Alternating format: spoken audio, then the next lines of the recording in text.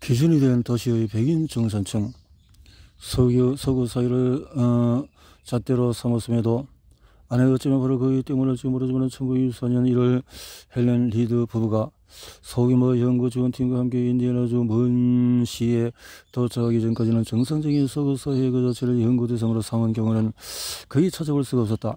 이제 막 기르는 이 젊은 신혼부부의 첫 번째 공동사회 가학 프로젝트가 바로 그 유명한 미들타운 연구였다. 린드 부부는 많은 연구 조사와 관찰을 통해서 많은 사람들의 생활을 관찰하며 1920년 6월까지 먼시에 머물렀다. 이들은 먼시 사회의 일상적인 부분에 초점을 맞춰서 기록을 해나갔다. 이들의 일상에서 초점을 맞췄던 이유는 중간이라는 것을 통계적으로 측정할 수 없는 상황에서 대체로 무엇이 평균적인 직업이나 삶이란 말인가? 일상적인 것이 일종의 평균이라고 생각했기 때문이다. 1929년에 마침 이들은 미들타운을 출근했을 때 놀랍게도 출근과 동시에 베스트셀러 목록에 이름을 올리며 그 해에 6판까지 찍어내는 기염을 토했다. 미국 출판 시장은 왜 미들타운에 매료됐을까? 한 가지 요인을 들자면 미들타운의 이른바 보통 그 정상적인 사람들에 대한 연구였다는 점이다. 1차 세계대전 이후에 수십 년간 심리학자들의 일상을 연구하는 데는 방향으로 나간 것처럼 린드 부부의 연구도 서구인 사회적인 삶에 대한 최초의 인류학적인 조사 가운데 하나였다. 물론 사회학의 조부경인 에밀 티르겜 역시 정상성이 무엇인지를 규명하는 데 큰 업적을 남겼다. 티르겜은 1985년에 개인적인 삶이든 사회적인 삶이든 삶을 다루는 모든 과학의 핵심 목적은 정상적인 상태를 정의 및 설명하고 정상적인 상태와 그 반대의 상태를 구분하는 것이라고 주장했다.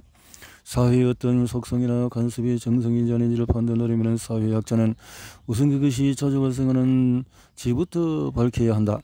그런 다음에 관습이 생겨나게 되는 상황의 조건에 주목하고 그 조건들이 계속해서 작동하는지 살펴야 한다. 달리 말하면 그 관습이 중요한 사회적인 또는 용도를 가지고 있는지를 확인해야 한다. 두 가지 조건, 기능과 용도를 만족시킨다면 그 관습은 티르켐이 명명한 사회적인 사실로서 정상적인 것이 될 수가 있다. 이로써 이 정상성은 사회의 가장 흔하게 존재하는 것이자 동시에 사회에 반드시 존재해야만 하는 어떤 것이 되었다. 그래서 린드 부부가 정상적인 사회를 상대적인 개념이라고 생각했음에도 정작 그들이 미들타운을 이해한 방식은 상대적인 것과는 거리가 멀었다. 사실은 그리 놀랄만한 일이 아니라 린드 부부는 1920년 미국의 삶을 단순히 특정 조건 하에서 인간이 취할 것으로 가정되는 행동 유행으로 감도하고 싶어 했다. 그러나 이 최근 특정 유행의 사회를 개설하거나 그 사회의 규범들이 상대적이었음을 보여주는 책이라기보다는 미들타운을 현대 미국의 축소 판이자 우리가 누구인가라는 여역본으로 재빠르게 자리매김하는 역할을 했다.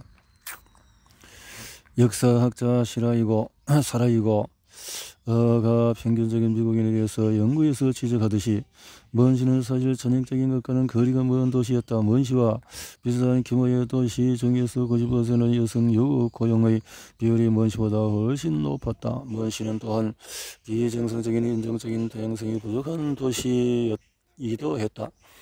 먼시 인구의 92%는 미국에서 태어난 백인 린드 부부의 말을 빌자면 미국 토종이었다.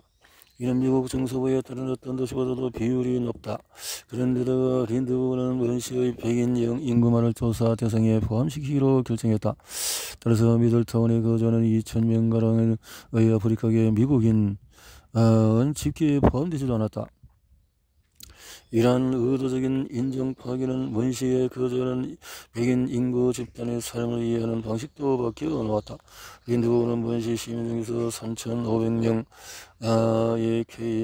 KKK 단원이라는 점과 KKK 단이 먼시의 정부를 통제하는 한편 가톨릭 및 유대계 기업에 맞서서 보이콧을 주도했다는 점을 시인했다. 그러나 이런 사실 일자리와 가정생활에 대한 논의와 멀찍이 떨어뜨리려 한 책 말미에 집어넣었다. 린드 부부는 최인동 차별 정책이 모든 시민의 삶을 규정지은 방식, 다시 말해서 다른 집단을 체계적으로 배제함으로써 미국의 백인 중심적인 문화 규범이 만들어지게 되었다는 점은 고려하지 않았다. 오히려 그들은 먼시에서 거주하는 흑인 인구 집단을 연구에서 제외시킴으로써 이러한 배타적인 관행을 악화시켰다. 비록 린드 부부는 미국 사회를 형성하는 한 가지 요인으로서 인종은 무시했지만 계급이 원시 주민에게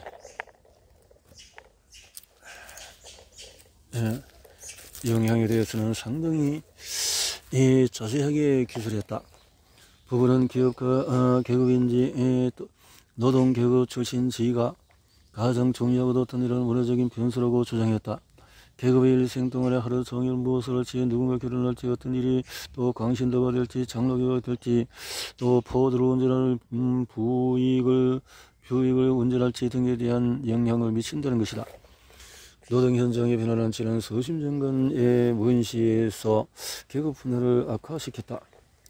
제조 및 주조 공장에 기여하는 노동계급의 직업 만족도를 크게 떨어뜨렸고, 마찬가지로 나이든 노동자들의 삶을 더욱 고단하게 만들었다. 남성보다도 훨씬 적은 임금을 받으면서도 줄 수 없이 일해야 하는 노동계급의 여성의 수도 점차 증가했다. 린드 부부는 곳곳에서 계급 분화가 일어나고 있다는 사실에 주목했지만, 중도적인 미들타운이라는 대중적인 개념은 많은 독자에게 지역사회의 공동체를 대표하는 중간계급을 의미했다. 1937년 라이프지의 사진작가 마가렛 하이트가 먼시로 파견되었을 때 그녀가 찍은 빈곤층 거주 지역의 가정 사진을 보고 많은 사람들이 붕괴했다. 한 지역 언론이 이런 하이트의 사진은 먼시의 평균 가정이 아니라 극단적인 사례만 보여주고 있다고 불평을 늘어놓았다. 또 다른 점에는 지역사회를 파이에 빗대어서 파이에서 가장 중요한 부분은 가운데 부분이라고 주장하면서 사진 기자가 파이의 가운데를 채우고 있는 속은 안 찍고 파이의 바삭한 윗부분만 축축한 아랫부분만 찍었다고 이의를 제기했다. 중간계급의 특히 정상적이라는 생각은 전혀 새로운 것이 아니었다. 빅토리아 시대 후반 부르지아 조지가 성장하면서 평균에는 이미 중간계급의 전문직 종사라는 형태를 갖추게 되었다. 하지만 미들타운 이후에는 정상으로서의 중산층이라는 시각이 확산되기 시작했다. 일반적으로 표준적인 미국 사회는 미국에서 태어나서 도시로 거주하는 백인 중산층 주민에 의해서 대표된다고 가정된 것이다. 린드버그가 먼저 주민의 70%를 노동계급으로 분류했듯이 인구의 상당수가 이 기준에 맞지 않아도 문제될 것은 없었다. 공동체라는 파이를 가운데에 채우고 있는 속이 생각만큼 두껍지 않음에도 파이 속에 해당하는 중간층은 미국의 표준이 되었다. 요즘에도 백인 중산층 정치적으로 보수적인 특정 집단을 지칭할 때 다소 비하하는 의미를 담아 미들 아메리카 혹은 미들 잉글랜드 같은 용어를 사용한다. 어떤 사회도 중간계급의 백인 보수주의자가 인구의 가장 흔한 유형을 구성했던 적은 없었다. 그저 이들이 정상성을 소원하는 역할을 하기에 됨에 따라 이들이 대변한다고 생각하는 보수적인 가치와 더불어서 이들의 문화적인 지배가 강화되었을 뿐이다. 미래 지도자들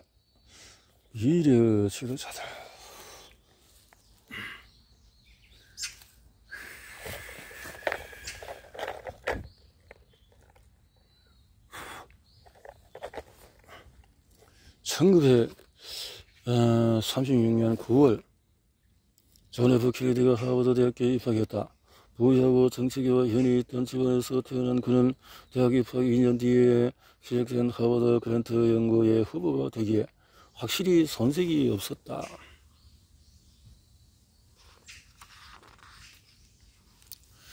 우선 이들은 모두 명문대학교에 다녔다. 이 특별한 모집권에서 심리적으로 육체적으로 가장 건강하고 학업 성과가 일정 수준인 것으로 판단된 학생들이 선별되었다. 연구 대상의 3분의 1은 사립학교를 나왔으며 모든 연간 소득이 1만 5천 달러 이상의 집안의 출신이었다. 등등. 이 젊은이들의 정성이라는 조상은 다양한 가정에 근거한 것이었다. 하버드 그랜트 연구에서 정상적인 사람이라는 통계적인 평균인도 신체에 건강한 사람을 의미하는 것도 아니었다. 자신이 가진 모든 차질을 초월해서 다양면에서 효과적이고 경능적으로 사용하는 균형잡인 사람을 의미했다. 물론 케네디 사례만큼 그랜트 연구가 리드를 정확하게 짚어냈다. 존 F 케네디는 결국 1960년에 미국의 35대 대통령이 되었으니까 말이다. 하지만 이 연구의 사례의 선택이 자기 청적적인 예언으로 작용한 것은 아니었을까? 그랜트 연구는 의사학적인 표현을 사용해서 정상 상태와 사회적인 정치적인 권력을 연결하면서 건강하고 적합한 사람들 중에서 국민의 지도자가 나와야 한다고 결론을 내렸다. 자연인류학자 어니스트 허티는 그랜트 연구를 바탕으로 책을 써서 인기를 끌었는데, 이 책은 그랜트 연구에서 한 발 더 나아가 유전적으로 명백히 열등한 이들이 후손을 갖지 못하도록 조치가 취해져야 한다고 권고했다. 정상성은 어떤 특성을 강조하고 어떤 특성은 배제하는 가운데 만들어졌고, 2차 세계대전 막바지에 이를 때까지 계속적으로 차별을 정당화하는 데 사용이 되었다. 케네디는 대통령이 된 지 3년도 되지 않아서 암살이 되었고, 그로 인해서 피폐의 유산을 남겼다. 케네디는 시민권 운동을 지지하는 민주당원이었음에도 일정으로 정상적인 미국을 상징하는 인물이었다. 정상적인 미국의 지도자라면 의짜질 때를 지니고 있고 건강하고 적합한 사람으로 보여야 했다. 케네디 시대로 들어오면서 정상적인 사회의 테두리에서 배제되었던 사람들의 목소리가 점차 커지기 시작했다. 세계는 석인 인권운동, 동성애자 인권운동, 반정신의학 운동, 장애의 새로운 사회적인 모델이 성장하는 것을 목격했다. 하지만은 대중의 삶을 구성하는 많은 영역이 느리게 변한다는 사실은 안락함을 누리는 사람들이 타인의 배제와 그로 인한 고통을 인식하기란 쉽지 않음을 의미한다. 그럼에도 우리는 모두 서구 사회는 물론 그 외의 세계에서도 정상성이라는 개념으로 그 자체로 자연적인 실체가 아니라 지난 수세기 동안의 사회적인 정치적으로 설계된 것임을 받아들여야 한다. 브롤로그에서 언급했던 위어드한 사람들을 다시 한번 살펴보자. 2010년에 조직부 헬릭과 그 동료들이 설명한 위어드한 학생들은 하버드 그랜트 연구가 대상으로 삼았던 대학생들과 매우 비슷했다. 이 대학생들은 사회 안에서 소수만에 넣을 수 있는 삶과 경험을 가지고 있었다. 그럼에도 심리학 테스트에서 대체로 일반인을 대표하는 것으로 나타났다. 우리가 이들의 경험에 정상적인 표준이라는 특권을 부여하는 순간에 우리는 우리의 삶을 이들의 기준에 따라서 평가하게 될 것이다. 1974년에 저명한 인류학자 클리퍼드 기어츠는 인간을 한계가 있고 독특하며 어느 정도 통합된 동기를 가지고 있는 인지적인 존재로 여기는 서구의 개념은 세계 문화의 맥락에서 볼 때 다소 예외적인 사고방식이라고 지적했다. 어쩌면 서구인들도 우리가 생각하는 것처럼 그렇게 개인적이지 않을지도 모른다. 2차 세계대전 후에 이뤄진 수많은 심리학 연구들은 이 문제에 대해서 의구심을 제기했다. 아마 그 중에서 가장 유명한 연구는 스탠리 밀그램의 복종실험, 학습과 체벌에 관한 연구일 것이다. 이 젊은 심리학자는 대학원 시절에 솔로몬 애쉬와 함께 진행했던 수능 연구로부터 많은 영감을 받았다. 애쉬는 사람들이 오답을 내놓는 집단에 속하게 되면 쉬운 질문에도 오답을 내놓는 경향이 있다는 것을 확인했다. 밀그램의 연구는 진짜처럼 보이지만 전혀 해가 없는 전기 쇼크 장치를 사용해서 더 큰 주목을 받았다. 그는 배우를 고용해서 학생 역할을 맡겼고 실제 비실험자에게는 교사 역할을 맡겼다. 그리고 교사에게 일련의 기억력 문제를 읽어주도록 하고 학생이 오답을 내놓을 때마다 전기 충격을 가하게 했다. 충격은 점차 증가해서 최대 450V에 이르게 설정되어 있었다. 전기 적응 기계는 XSX 표시가 나타난다면 이는 이미 불길한 위험, 심각한 쇼크보다 두 단계 더 높은 상태에 도달했음을 의미한다. We will pay you $1 for 1 hour on your time. 밀그램의 초기 실험에서 비실험자의 65%는 전기 충격을 한계치인 최대 450V까지 끌어올렸다. 이는 연구에 앞서서 일단의 정신과 의사들이 예측한 120에서 135V보다 상당히 높았다. 보통 사람에는 전기 충격이 300V까지 이르러 학생이 더 이상 질문에 답하지 않겠다며 항의하는데도 계속해서 충격을 가하지는 않을 것이다. 수십 년간 밀그램의 동료들은 주로 윤리적인 문제로 그 실험을 비난했다. 그럼에도 밀그램의 실험은 여전히 우리를 사로잡는 동시에 동요시킨다. 누구든지 이 실험에 대한 이야기를 들었을 때 나라면은 어디까지 갔을까 자문해 볼 수밖에 없을 것이다. 정상적 가정주부 엘리너 로젠블럼을 예로 들어보자. 대졸 학력의 로젠블럼 부인은 공직생활에 몸을 담은 적이 있었다. 그녀는 학교 정체제를 위한 멘토로 자원봉사를 했고 걸스카우트 또 교사 학부모 모임에도 열성적이었다. 그녀의 10대들은 우등생이었고 로젠블럼 부인은 학생회에 2번이나 450V의 충격을 가하며 충격 레벨을 계기판 끝까지 밀어붙였다. 밀그램은 로젠 볼렘 부인이 학생에게 보여준 유능한 공적 임무 수행 능력과 실험자에게 보여준 주저하는 모습 사이에는 큰 차이가 있었다고 언급하며 다음같이 회상했다. 그녀는 마치 두 얼굴을 가진 사람 같았다. 자신의 가치관과 상충되어 보이는 행동을 했는데도 로젠 볼렘 부인은 정상이었을까? 전후의 시사평론가들은 밀그램의 실험을 낯이 독일이나